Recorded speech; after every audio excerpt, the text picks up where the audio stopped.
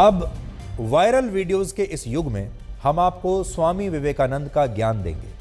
क्यों देंगे? क्योंकि आज स्वामी विवेकानंद की 160वीं जयंती है। अगर वो जीवित होते तो आज 160 वर्ष के होते। और आज के दिन को हमारे देश में राष्ट्रीय युवा दिवस के तौर पर मनाया जाता है। यानी आज का जो दिन है ये युवाओं का दिन है। युवाओं को शायद पता भी नहीं होगा। इसलिए आज हम अपने देश के इन करोड़ों युवाओं को बिना इंटरनेट वाला ज्ञान देंगे। लेकिन इसके लिए आपको थोड़ी देर के लिए अपना मोबाइल फोन और वीडियो गेम्स पॉज करने पड़ेंगे।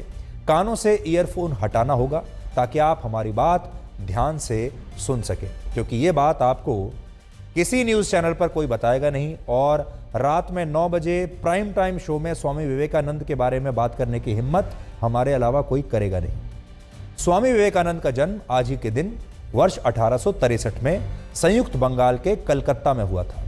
और वो संत रामकृष्ण परमहंस के शिष्य थे और उनका जीवन और उनके सिद्धांत युवाओं के लिए बहुत बड़ी प्रेरणा माने जाते हैं। आज उनके बारे में कुछ नई नई जानकारी हम आपके लिए लाए हैं जिससे आप सीख सकें। इसलिए अगर आपके घर में कोई युवा हैं, छात्र हैं, तो उन्हें आज का ये विश्लेषण जरूर दिखाइए। ये हमने उन्हीं के लिए बनाया है। एक बार एक व्यक्ति ने जोर देकर स्वामी विवेकानंद से पूछा कि ये कैसे पता चलेगा कि युवा कौन होता है।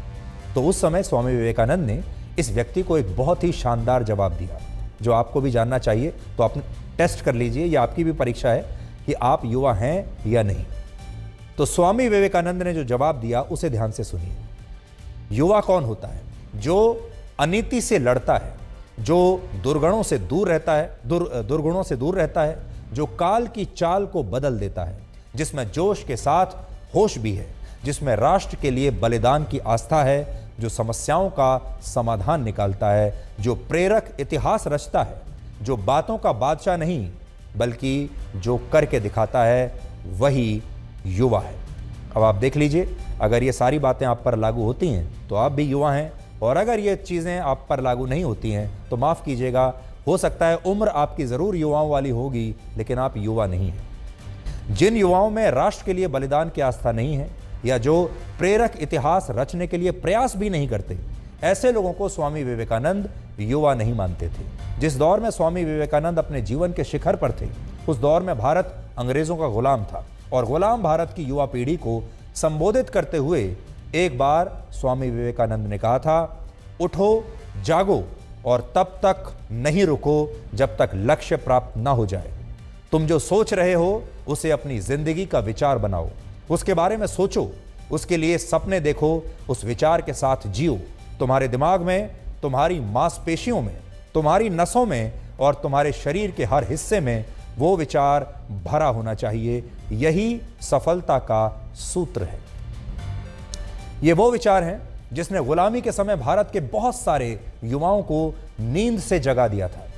लेकिन हमें लगता है कि ये विचार आज भी भारत के करोड़ों युवाओं के लिए बहुत प्रासंगिक है, लेकिन वो इन विचारों से दूर है। स्वामी विवेकानंद ने एक बार ये कहा था कि इस देश को ऐसे युवाओं की आवश्यकता है जिनकी मांसपेशियां लोहे की हों और नसें स्टील की हों और जो अपने पैरों पर खड़ा हो सके। लेकिन आज अगर आप देखेंगे तो भारत के ज़्यादातर युवा इन विचारों से कोसों दूर हैं। और आज की युवा पीढ़ी विचारों में नहीं बल्कि वीडियो गेम्स में यकीन करती है, वायरल वीडियोज़ में यकीन करती है।